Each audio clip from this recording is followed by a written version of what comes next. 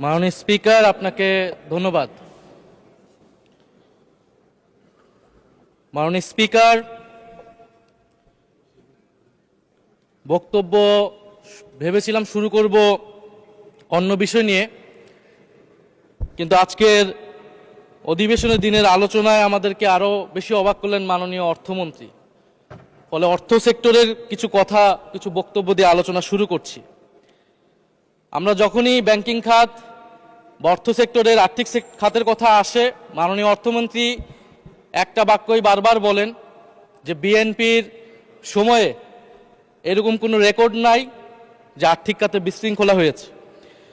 উনি কিছুক্ষণ আগে অস্বীকার করলেন যে বাংলাদেশ ব্যাংকের গভর্নর একটা রাজনৈতিক নিয়োগ, তাদের দলের নির্বাচন কমিটির সদস্য, এবং তিনি এটা অস্বীকার করলেন। আমি মাননীয় স্পিকার টিআইবির একটা তথ্য আপনাদেরকে দিচ্ছি। বর্তমান সরকারি দলের যারা নির্বাচনের প্রার্থী হয়েছেন তাদের 59.41% ঋণগ্রস্ত, এবং যার বেশিরভাগ হচ্ছে সরকারি দলে।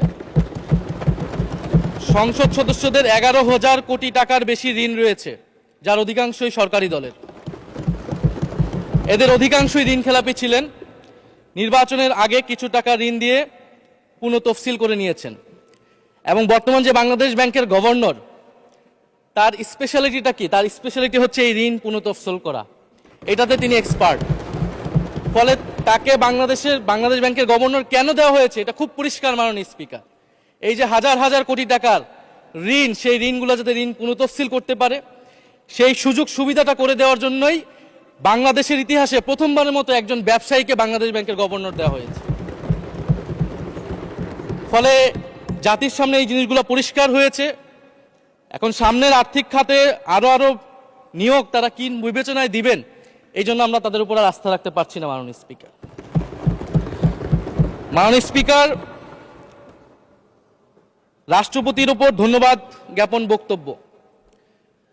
রাষ্ট্রপতির বক্তব্য আমি শুনিও নাই, পড়িও নাই, এবং সেই বক্তব্য দেওয়ার সুযোগ করে দেওয়াকে আমরা প্রত্যাখ্যান জানিয়েছিলাম। আমরা খুব স্পষ্টভাবে বলেছিলাম যে এই রাষ্ট্রপতি অপসারণ প্রয়োজন, তাকে গ্রেফতার করা প্রয়োজন। এই রাষ্ট্রপতির আর কোনো অধিকার নেই বঙ্গভবনে থাকার, এইখানে এসে বক্তব্য দেওয়ার। প্রেসিডেন্ট শাহাবুদ্দিন চুপ্পু, তার কিছু কুকীর্তির কথা মাননীয় স্পিকার হাউসের সামনে তুলে ধরছি। তিনি দুদকের কমিশনার ছিলেন। তাকে দুদকের কমিশনারের করা হয়েছিল 3টে অ্যাসাইনমেন্ট দিয়ে। 1 নম্বর হচ্ছে খালেদা জিয়া এবং তারেক রহমানের বিরুদ্ধে দুর্নীতির অভিযোগের শাস্তি নিশ্চিত করা। 2 নম্বর পদ্মা সেতুর দুর্নীতির অভিযোগ থেকে আওয়ামী লীগকে ক্লিন শিট দেওয়া। 3 নম্বর ফখরুদ্দিন মঈনুদ্দিন সরকারের সময় শেখ হাসিনা সহ আওয়ামী লীগ নেতাদের বিরুদ্ধে হওয়া দুর্নীতির মামলাগুলোকে বাতিল করে দেওয়া। এমন একজন ব্যক্তিকে বিএনপি সরকার রাষ্ট্রপতি হিসেবে এখনো মেনে নিচ্ছে মাননীয় স্পিকার। আরেকটি ঘটনা বলি, 2009 সালে শেখ হাসিনার ক্যাঙ্গারু আদালতের নির্দেশে এই শাহাবুদ্দিন চুপ্পুর নেতৃত্বে 3 সদস্যের judicial inquiry commission on minority torture in 2001 করেছিল শেখ হাসিনার ক্যাঙ্গারু কোর্ট।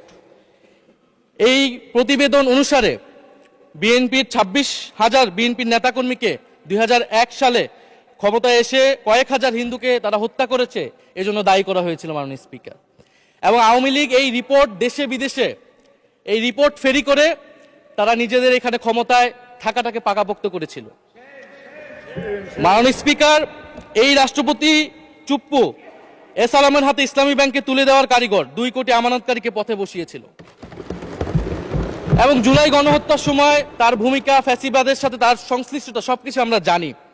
আমাদের দুর্ভাগ্য, এই দুর্নীতিবাজ, অপদার্থ, মিথ্যুক, গণহত্যার দোষর এখনো বাংলাদেশের রাষ্ট্রপতি। একটা আলোচনা কয়েকবার এসেছে যে রাষ্ট্রপতির অধীনে কেন শপথ নিয়েছি আমরা বলতে এখানে ব্যক্তিগতভাবে আমার কথাই বলেছে, কারণ আমি এখানে শপথ নিয়েছিলাম। তো মাননীয় স্পিকার, সেই সময়ের প্রেক্ষাপট আর এখনকার প্রেক্ষাপট কি এক?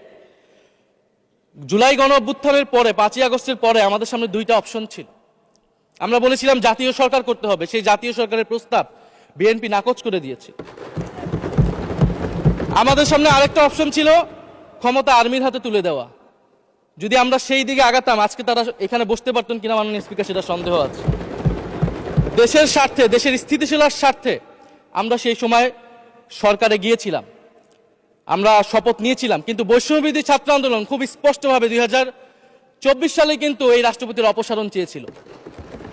সেই সময় সাংবিধানিক ধারাবাহিকতার কথা বলে রাষ্ট্রপতির পক্ষে অবস্থান নিয়েছিল বিএনপির মহাসচিব মির্জা ফখরুল আলমগীর সাহেব, তিনি নিজেই কথা বলেছিলেন। ফলে এখন তো একটা নির্বাচিত সরকার মাননীয় স্পিকার, এখন তো চাইলেই বিএনপি রাষ্ট্রপতি পরিবর্তন করতে পারে সরকার, এবং আমরা বিশ্বাস করি বিএনপিতে সেই ধরনের যোগ্য আস্থাভাজন ব্যক্তি নিশ্চয়ই রয়েছেন। এবং সরকার দলের সদস্যরা অনেকে গৌরবের সাথে বলেছেন যে যেই রাষ্ট্রপতি জিয়াউর রহমানের বিরোধিতা করেছেন সেই রাষ্ট্রপতি এখন জিয়াউর রহমানের প্রশংসা করছে। মাননীয় স্পিকার, গাধাকে দিয়ে আপনি হাল চাষ করিয়ে এটার মধ্যে কোনো বাহাদুরি নাই। এটা আপনাদের দেউলিয়ত্ব, সরকারের দেউলিয়াত্ব যে সরকার এখনো রাষ্ট্রপতি পরিবর্তন করতে পারছে না। মাননীয় স্পিকার, এই অধিবেশনের পুরোটা সময় জুড়ে আমরা সংস্কার, গণভোট, জুলাই সনদ, 72-এর সংবিধান নিয়ে অনেক কথা বলেছি। এবং একটা বিষয় আমার কাছে খুবই অদ্ভুত লেগেছে, কিছু মাননীয় সংসদ সদস্য তারা 72-এর সংবিধানকে 71-এর সাথে মিলিয়েছেন। মাননীয় স্পিকার, আমার জানা নেই আসলে তারা কোন বিবেচনা থেকে এটি মিলিয়েছেন। এটা তো সবসময় আওয়ামী লীগ মিলিয়েছে মাননীয় স্পিকার। তারা 72-এর সংবিধানকে 71-এর ফসল হিসেবে 71-এর চেতনার সাথে মিলিয়েছে। 72-এর মূলনীতিকে 71-এর মূলনীতি বলে 71-এর আদর্শ হিসেবে প্রচার করেছেন। আমরা তো সেটার বিরোধিতা করেছি মাননীয় স্পিকার সবসময়, এবং বিএনপির বহু নেতা এটার বিরোধিতা করেছে মাননীয় স্পিকার। 72-এর সংবিধানের ক্রিটিসিজম, সমালোচনা 72 সাল থেকেই বাংলাদেশে শুরু হয়েছিল। গত 16 বছর এই সমালোচনা তৈরি হয়েছিল। 72-এর সংবিধানের সমালোচনা মোটা দাগে তিনটি। প্রথমত, এই সংবিধান স্বাধীন বাংলাদেশের নির্বাচিত প্রতিনিধিরা প্রণয়ন করে নাই। আমি সরকারি দলের মাননীয় সংসদ সদস্য ব্যারিস্টার নওশাদ জমির সাহেবের সাথে, ওনার সাথে আমি সহমত পোষণ করে বলতে চাই, একটা স্বাধীন দেশের শাসনতন্ত্র রচনা করার অধিকার, সুযোগ সেই দেশের নির্বাচিত প্রতিনিধিদের হওয়া উচিত। 72-এর সংবিধান রচনা করেছিল যারা 70-এর নির্বাচনে আইয়ুব খানের এলএফের অধীনে যারা নির্বাচিত হয়েছিল পাকিস্তানের শাসনতন্ত্র রচনা করার জন্য মাননীয় স্পিকার। দ্বিতীয়ত, এই 72-এর সংবিধান ইনহেরেন্টলি এটা একটা আনডেমোক্রেটিক কনস্টিটিউশন। একজন ব্যক্তির হাতে সকল ক্ষমতা অর্পণ করা হয়েছিল মাননীয় স্পিকার। সেই সময় শেখ মুজিবকে সামনে রেখে এই সংবিধান তৈরি করা হয়েছিল। একজন ব্যক্তির হাতে সংসদের ক্ষমতা, নির্বাহী বিভাগের ক্ষমতা, এমনকি বিচার বিভাগের ক্ষমতাও নানা কায়দা করে তার হাতে তুলে দেওয়া হয়েছিল মাননীয় স্পিকার। ফলে স্বৈরতন্ত্রের বীজ কিন্তু সেই 72-এর সংবিধান থেকে বাংলাদেশে শুরু হয়েছিল। এবং সবচেয়ে ইম্পর্টেন্ট, এই সংবিধান হচ্ছে মুজিববাদী আদর্শ দ্বারা রচিত হয়েছিল মাননীয় স্পিকার। 71-এর আদর্শ কিন্তু চার নীতি ছিল না মাননীয় স্পিকার। 71-এর আদর্শ ছিল সাম্য, মানবিক মর্যাদা, সামাজিক ন্যায় বিচার। 72-এর সংবিধান এসে বলা হলো জাতীয়তাবাদ, বাঙালি জাতীয়তাবাদ, ধর্মনিরপেক্ষত্ব, গণতন্ত্র এবং সমাজতন্ত্র, এবং এটার বিরুদ্ধে বিদ্রোহ করেছিলেন মেজর জিয়াউর রহমান। মাননীয় স্পিকার, আজকে বিএনপি তার ফান্ডামেন্টাল জায়গা থেকে সরে যাচ্ছে মাননীয় স্পিকার। শুধু জামাত ইসলাম 72-এর বিরোধিতা করেছে বলে কি বিএনপি এখন আওয়ামী লীগের পজিশনে চলে গিয়েছে?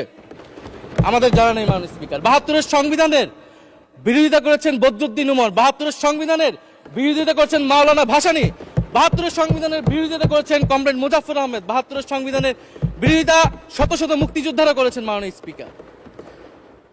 ফলে এই 72-এর সংবিধানকে বাতিল করার একটা সুযোগ আমাদের এসেছিল 1975 সালের সিপাহী জনতার বিপ্লবের মধ্য দিয়ে। জিয়াউর রহমানের এটা একটা ঐতিহাসিক ভুল বলবো মাননীয় স্পিকার, তার প্রতি সম্মান রেখে, যে আমরা সেই সময় সেই অপরচুনিটি মিস করেছি। আমরা একটা গণপরিষদ দিয়ে নতুন সংবিধান করতে পারি না, এবং এই অপরচুনিটি আমরা এই 24-ও মিস করেছি এবং এখনো করতে যাচ্ছি মাননীয় স্পিকার। মাননীয় স্পিকার, 5ই আগস্টের পরে যখন সংস্কারের আলোচনা আসলো, বৈষম্যবিরোধী ছাত্র আন্দোলন তাদের পক্ষ থেকে আমরা বলেছিলাম আমরা নতুন সংবিধান চাই বা সংবিধান পুনর্লিখন চাই। বিএনপি বলেছিল তারা নির্বাচনের মাধ্যমে ক্ষমতায় যেতে চায়। ফলে 5ই আগস্টের পর থেকে রাস্তা দুটি আলাদা হয়ে গেছিল মাননীয় স্পিকার। তখন আমরা একটা মধ্যপন্থায় আসলাম যে আমরা সংস্কারে আসি। সেই জায়গা থেকে সংস্কার কমিশন ঐক্যমত, সেখানে আলোচনা হলো। এখন সাংবিধানিক সংস্কার পরিষদ করার কথা গণভোটে বলা হলো, এখন বিএনপি সেই জায়গা থেকে সরে গিয়েছে। এখন বিএনপি যদি সেই জায়গা থেকে সরে যায়, আমাদেরকে পূর্বের জায়গায় ফেরত যেতে হবে। মাননীয় স্পিকার, সংবিধান পুনর্লেখনের দাবি আমাদেরকেও জানাতে হবে। তারা যদি ৭২-এর পক্ষে এরকম অটল অবস্থানে থাকে। জুলাই সনদ নিয়ে অনেক কথা হয়েছে মাননীয় স্পিকার। জুলাই সনদ, জাতীয় জুলাই সনদ, আমরা যেদিন স্বাক্ষর হয়েছিল, আমরা জাতীয় নাগরিক পার্টি সেদিন স্বাক্ষর অনুষ্ঠানে যাইনি মাননীয় স্পিকার, এবং পরবর্তীতে আমরা স্বাক্ষর করেছি বলা যায় না, আমরা সেইখানে আমাদের কমেন্টটা দিয়ে এসেছিলাম মাননীয় স্পিকার।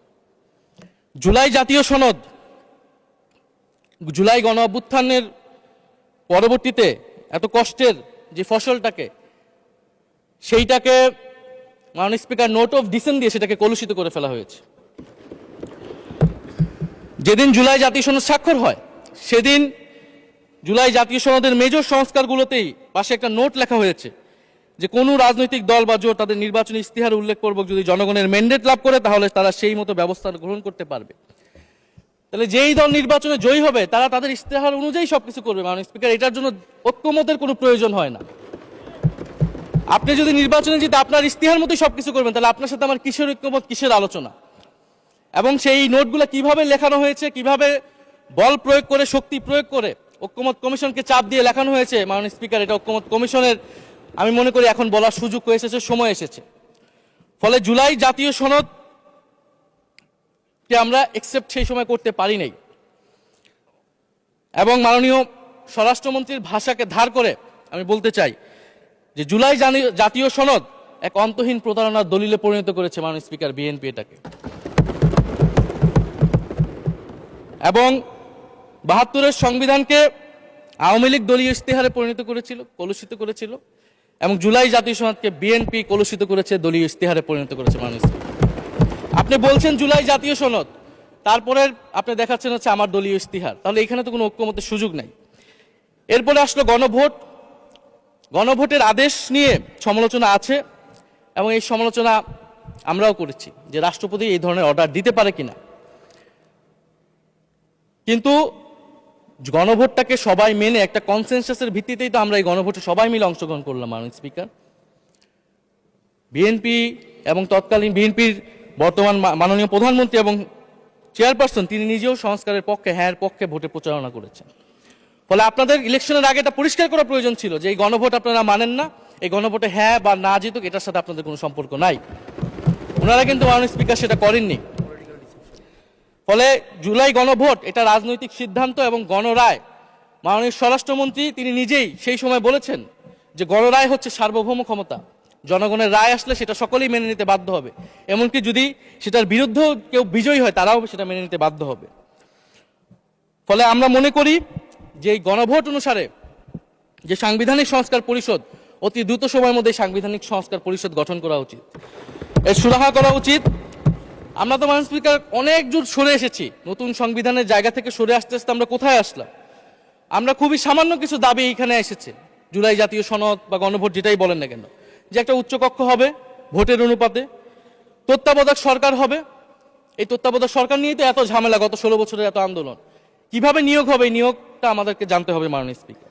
নির্বাচন কমিশনার এবং সাংবিধানিক প্রতিষ্ঠানগুলোতে কিভাবে নিয়োগ হবে, একটা নির্দলীয় এবং গ্রহণযোগ্য নিয়োগ আমরা কিভাবে করতে পারি, যেটা দেশকে বিভাজিত করবে না, বিরোধী দলের উপরে বিরোধী দলের অধিকার ক্ষুণ্ণ করবে না, এবং সবচেয়ে গুরুত্বপূর্ণ বিচার বিভাগ পৃথকীকরণ মাননীয় স্পিকার।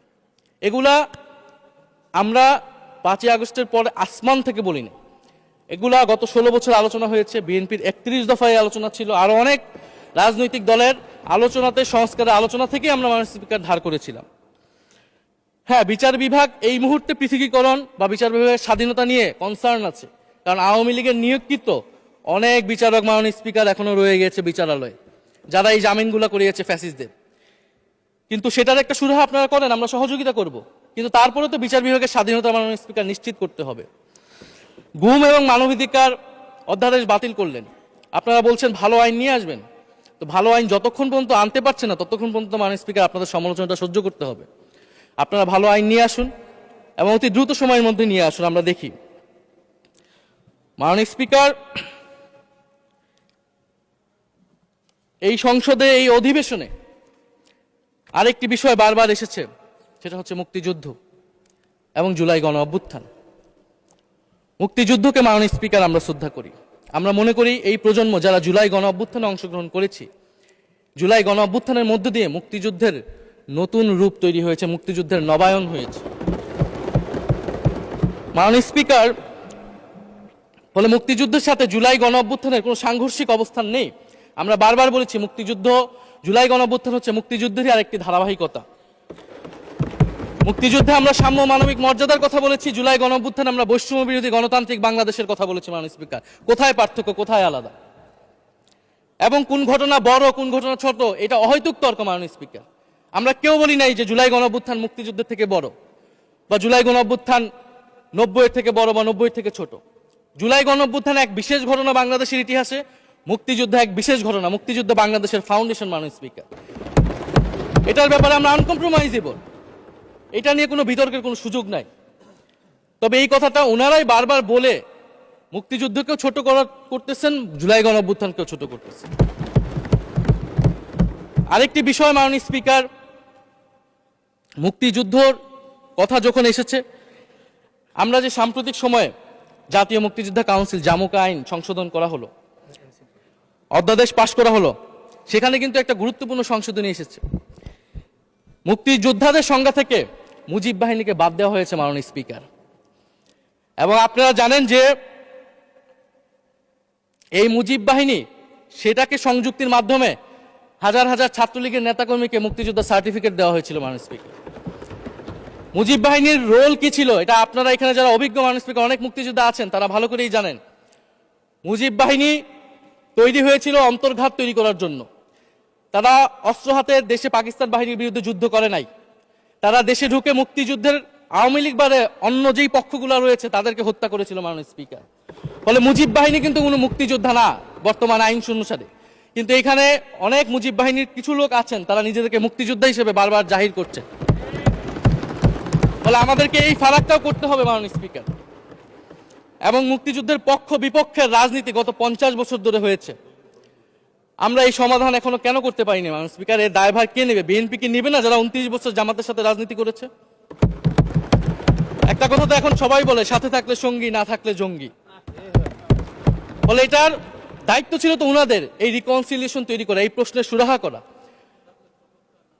জুলাই গণ অভ্যুত্থানের পরে, স্বাধীনতার 54-55 বছর পরে জাতীয় সংসদে মুক্তিযুদ্ধের পক্ষ আর বিপক্ষ বলে ভাগ থাকবে, এটা তো মাননীয় স্পিকার আমরা প্রত্যাশা করি না, এটা এই প্রজন্ম প্রত্যাশা করে না।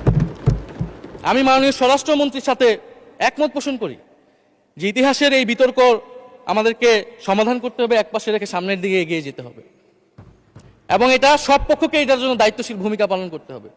মুক্তিযুদ্ধ যেমন কোনো দেশের ষড়যন্ত্র না, আবার মুক্তিযুদ্ধের নাম করে এদেশে যে লুটপাট ফ্যাসিবাদ কায়েম হয়েছে সেটাও আমাদের ভুলা যাবে না। মাননীয় স্পিকার,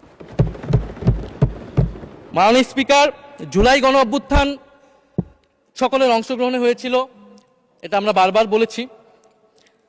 তবে বিএনপির বিভিন্ন সদস্য তারা তাদের আলোচনায় বারবার বলার চেষ্টা করে যে আমরা ছিলাম না, আমরা তো এইভাবে ছিলাম, এভাবে ছিলাম। এটা তো প্রমাণ করার প্রয়োজন নাই মাননীয় স্পিকার।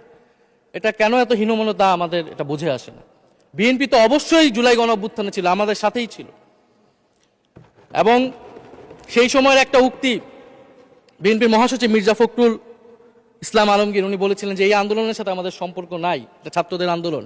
তার ওই বক্তব্য সঠিক ছিল মাননীয় স্পিকার। তার উনার ওই সময়ে কৌশলগত অবস্থান এটাই সঠিক ছিল, উনি ওই সময় এই বক্তব্যই প্রয়োজন ছিল, এটা তো আমাদের কোনো দ্বিমত নাই।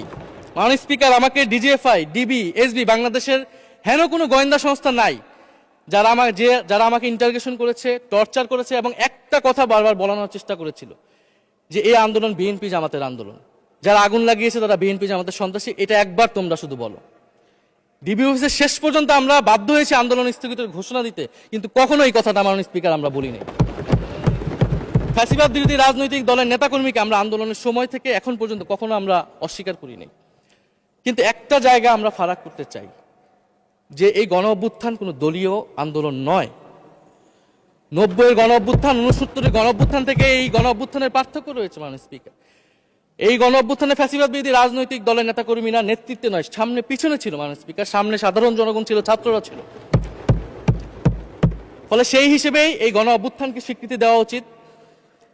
এখন যদি বলা হয় যে অমুকের নেতৃত্বে এই গণঅভ্যুত্থান হয়েছে, আমাদের লোকেরা এই গণঅভ্যুত্থান করেছে। এটা মাননীয় স্পিকার এই গণঅভ্যুত্থানের সাথে যারা সাধারণ মানুষ নেমেছিল, যারা শহীদ হয়েছে, তাদের সাথে মাননীয় স্পিকার বিশ্বাসঘাতকতা করা হবে। ফলে জুলাই গণঅভ্যুত্থানের সকলের অংশগ্রহণ ছিল। হ্যাঁ, আমাদের অনেক মতপার্থক্য। জুলাই গণঅভ্যুত্থানের পরে আমাদের রাস্তা আলাদা হয়ে গেছে আমরা মনে করি রাজনৈতিকভাবে, কিন্তু গণঅভ্যুত্থান আমরা একসাথেই করেছিলাম মাননীয় স্পিকার। এবং আমি দুইটা কোটেশন বলতে চাই মাননীয় স্পিকার। 7ই আগস্টে নয়াপল্টনের সমাবেশে জনাব তারেক রহমান ভার্চুয়ালি যুক্ত হয়ে বলেন, 1971 ছিল স্বাধীনতা অর্জনের আন্দোলন, আর 2024-এর আন্দোলন হলো সেই স্বাধীনতা ও সার্বভৌমত্ব রক্ষার আন্দোলন। এই আন্দোলনে অংশ নেওয়া প্রতিটি ছাত্র জনতা আজ থেকে নতুন দিনের মুক্তিযোদ্ধা। মাননীয় স্পিকার, মুক্তিযুদ্ধের সাথে আমরা তুলনা করছি এই জায়গা থেকে, কারণ আমাদের কাছে এটা প্রায় যুদ্ধ সময় একটা পরিস্থিতি ছিল।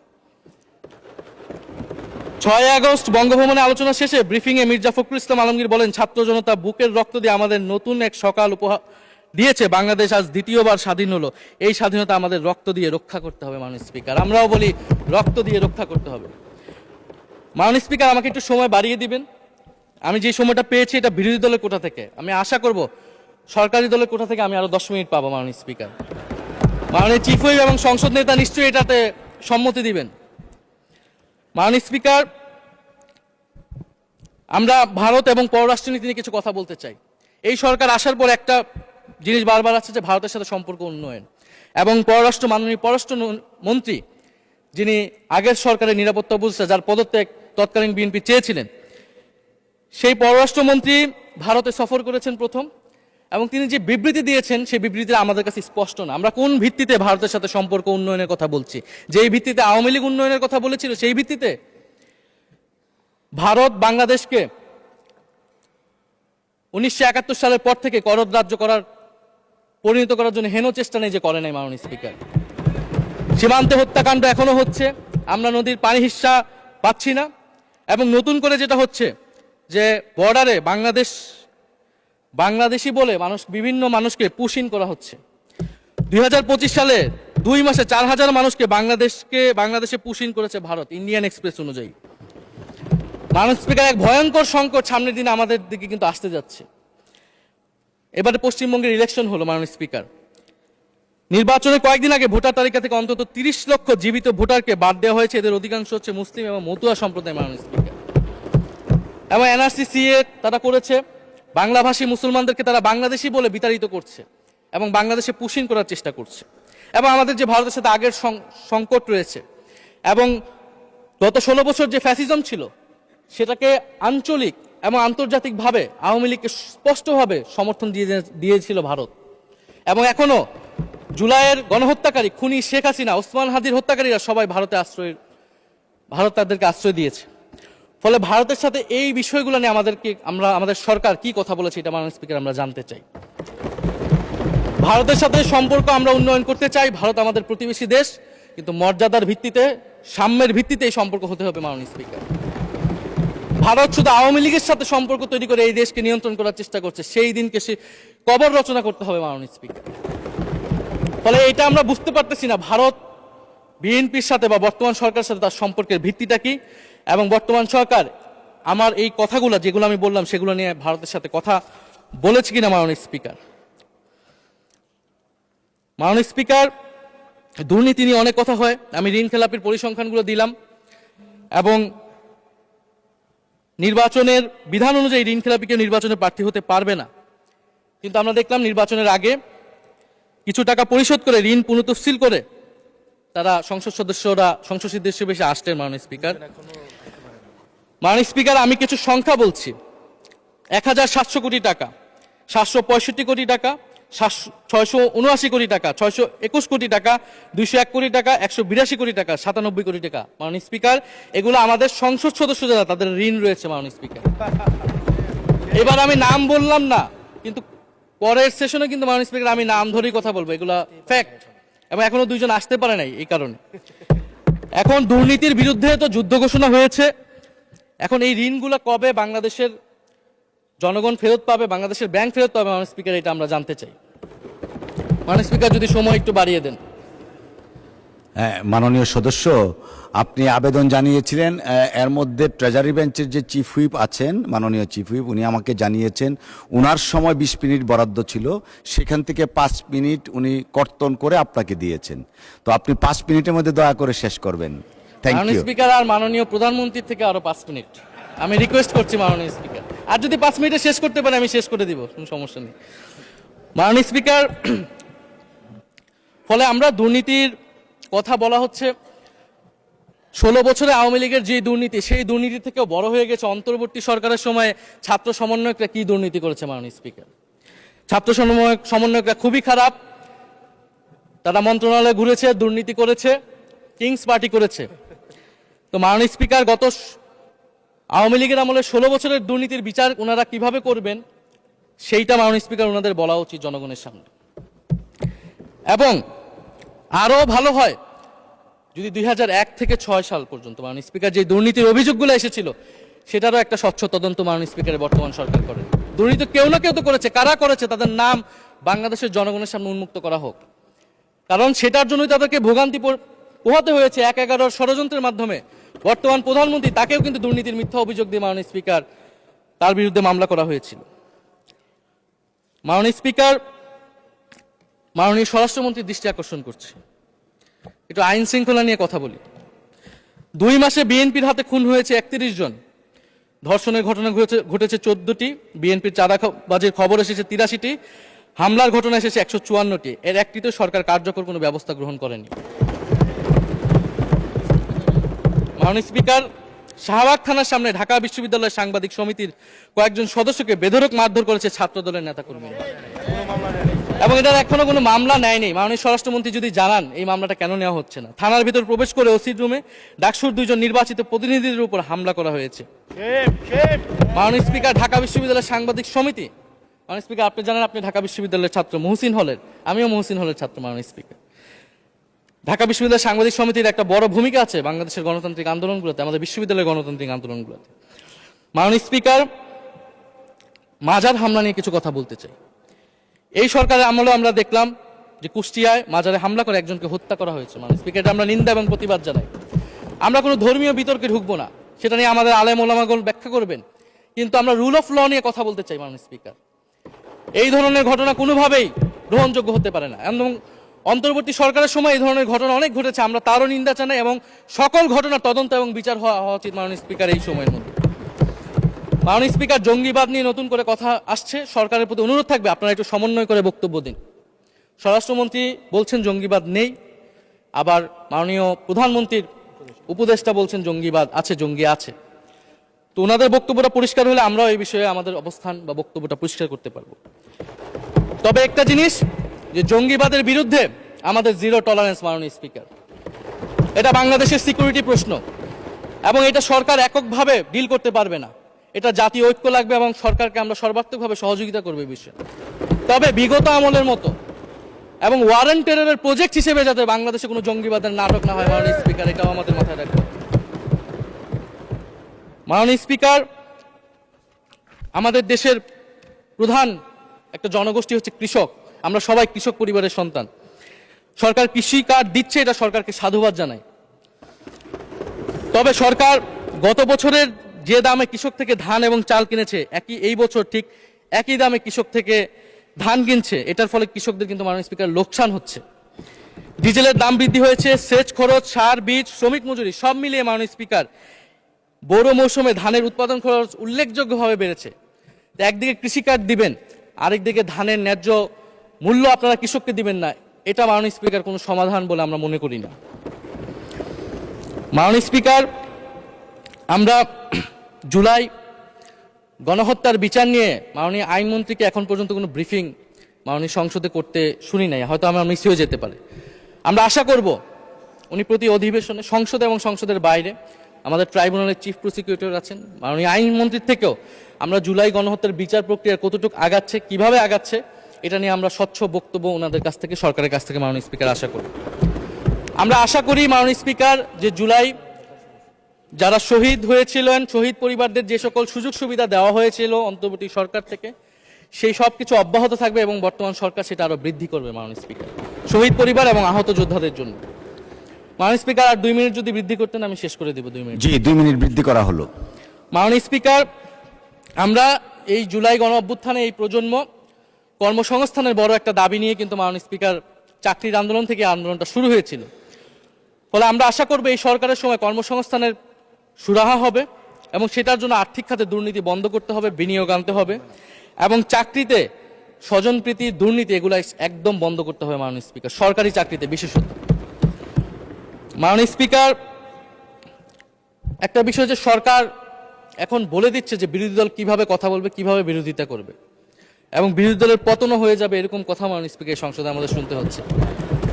তো বিরোধী দল তো মাননীয় স্পিকার সরকারের প্রেসক্রিপশন অনুযায়ী বিরোধিতা করবে না, সরকারের শিখিয়ে দেওয়ার প্রয়োজন নাই কিভাবে কথা বলবে, কিভাবে বিরোধিতা করবে। বিরোধী দল বিরোধিতা করবে, সমালোচনা করবে, জনগণ এটা ঠিক করবে বিরোধী দলকে কতটুকু সমর্থন দিবে কি দিবে না।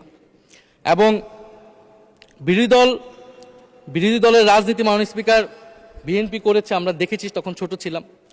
মাননীয় স্পিকার, আমি যখন ইন্টারমিডিয়েটে পড়ি খালেদা জিয়া তখন গ্রেফতার হন এবং তার পরের দিন আমার বাবা রাজনৈতিক মামলায় গ্রেফতার হন। আমার মা আমাকে নিয়ে থানায়, কোর্টে এবং কারাগারে আমি আমার মায়ের সাথে ঘুরেছি মাননীয় স্পিকার। আমি জানি আমার এই অভিজ্ঞতা বাংলাদেশের লাখ লাখ মানুষের, ফ্যাসিবাদ বিরোধী আন্দোলন, রাজনৈতিক কর্মী যারা রয়েছে তাদের সকলের একই অভিজ্ঞতা মাননীয় স্পিকার। মাননীয় স্পিকার, সেই অভিজ্ঞতা থেকেই বিশ্ববিদ্যালয়ে যখন এসেছি প্রথম মনে হয়েছে যে এই প্রজন্ম হিসেবে আমাদের একটা দায়বদ্ধতা আছে।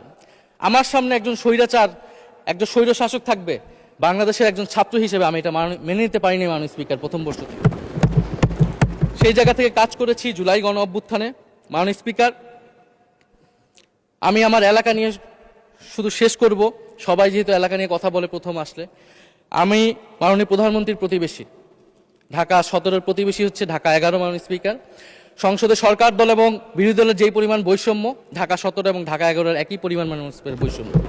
ফলে উনি যাতে এই বৈষম্য দূর করেন এবং ঢাকা 11-এর জন্য যদি মাননীয় সদস্য 2 মিনিট চেয়েছিলেন, শেষ হয়ে গেছে। আর 2 মিনিট দেওয়া হলো, 2 মিনিটের মধ্যে শেষ করে ফেলেন প্লিজ। স্পিকার, ধন্যবাদ আপনাকে। ফলে এই বৈষম্য উনি সংসদেও দূর করবেন, সংসদেও দূর হবে এবং আমার এলাকাও সেই উন্নয়ন কার্যক্রম হবে। ঢাকা 11 এই গণ অভ্যুত্থানের অন্যতম হট স্পট ছিল রামপুরা, বাড্ডা, ভাটারা এলাকা মাননীয় স্পিকার, যেখানে অনেক প্রাইভেট বিশ্ববিদ্যালয়, মাদ্রাসা, তারা সকলে এসে কিন্তু ফ্যাসিস্টদেরকে প্রতিহত করেছিল এবং এই অত্র এলাকার নানান সমস্যা। তো সরকারের জায়গা থেকে আমি আশা করব, আমি হয়তো অনেক সমালোচনা করতে পারি, অনেক ভুল ত্রুটি থাকতে পারে, যেহেতু নতুন এসেছি কথা বলছি। তো সেই জায়গা থেকে যাতে আমার এলাকার প্রতি কোনো বিরূপ মনোভাব না থাকে, কোনো বৈষম্য যাতে না হয় মাননীয় স্পিকার। আপাতত ওনারা ওইখানকার যিনি পরাজিত প্রার্থী তাদেরকে দিয়ে বিভিন্ন উন্নয়ন কার্যক্রম করছে প্রশাসক, এই সিটি কর্পোরেশনের প্রশাসক। তা আমার ক্রেডিটের দরকার নাই, কিন্তু উন্নয়ন হলেই মাননীয় স্পিকার চলবে। মাননীয় স্পিকার, আমি সর্বশেষ বলতে চাই, এই প্রথম অধিবেশনে বিশ্ববিদ্যালয়ের জীবনে ঢাকা বিশ্ববিদ্যালয়ের অনেক স্বপ্ন নিয়ে গিয়েছিলাম। প্রথম মাসে মাননীয় স্পিকার হতাশ হয়েছিলাম যখন দেখেছি হলের সিস্টেম, যখন দেখেছি বিশ্ববিদ্যালয়ের সিস্টেম এবং এই সংসদে মাননীয় স্পিকার প্রথম অধিবেশনে আমি অনেক হতাশ হয়েছি। সরকারি দলের সদস্যরা যেভাবে স্তুতি করেছে, যেভাবে সংবিধান সংস্কার পরিষদকে বাতিল করে দেওয়া হয়েছে, যেভাবে গণভোটকে অস্বীকার করেছে, মাননীয় স্পিকার আমি আশা করব আমাদের এই হতাশা অতি দ্রুতই শেষ হবে এবং আমরা যেই কমিটমেন্ট জনগণের কাছে করেছি সেই সকল প্রতিশ্রুতি আমরা রক্ষা করে সামনের দিকে এগিয়ে যেতে পারবো। মাননীয় স্পিকার, আপনাকে ধন্যবাদ, এই হাউসের সকলকে ধন্যবাদ মাননীয় স্পিকার।